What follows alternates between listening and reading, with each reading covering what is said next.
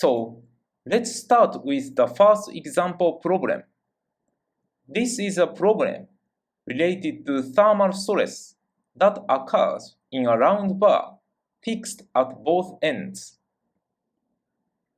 A round bar of 500 mm in length and 10 mm in diameter is fixed at both ends.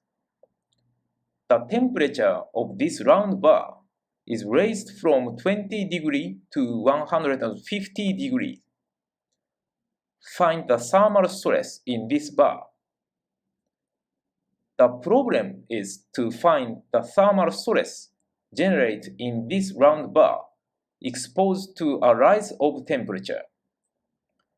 The material of the bar is mild steel with a Young's modulus of 210 gigapascal.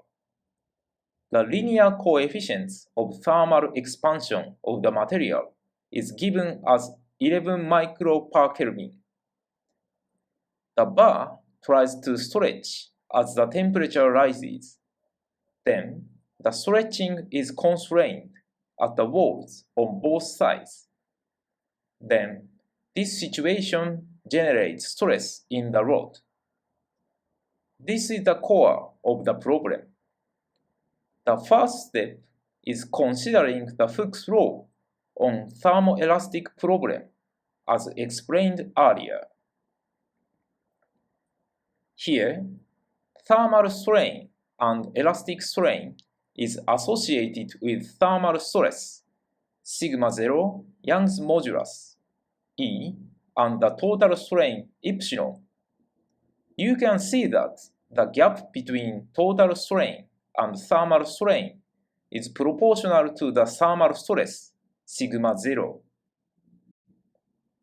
Now, both ends of the bar are fixed, so epsilon equals 0. Keep in mind that this value is 0 as an important point of this problem.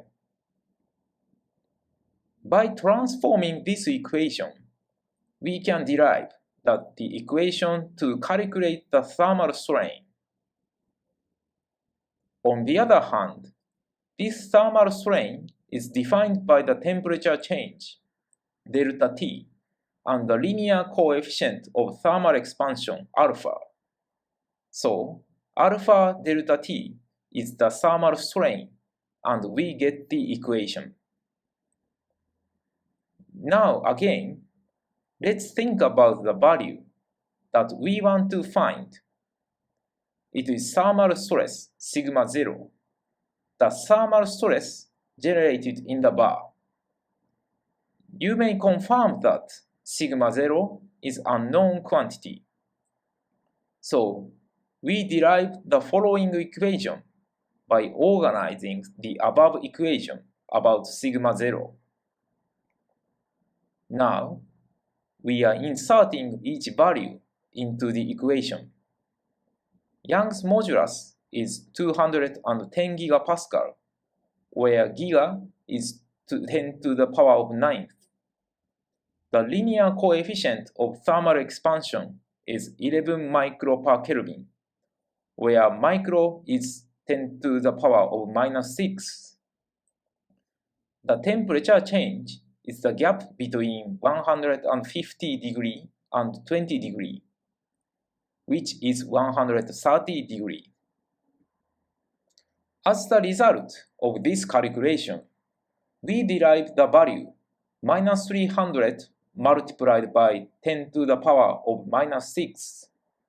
So, the answer is minus 300 megapascal, where mega is 10 to the power of 6.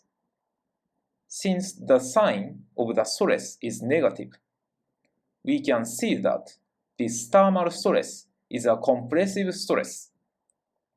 This means that the sign of the thermal strain is also negative. Thus, you can confirm that the answer has been systematically derived as compressive stress by using Hooke's law.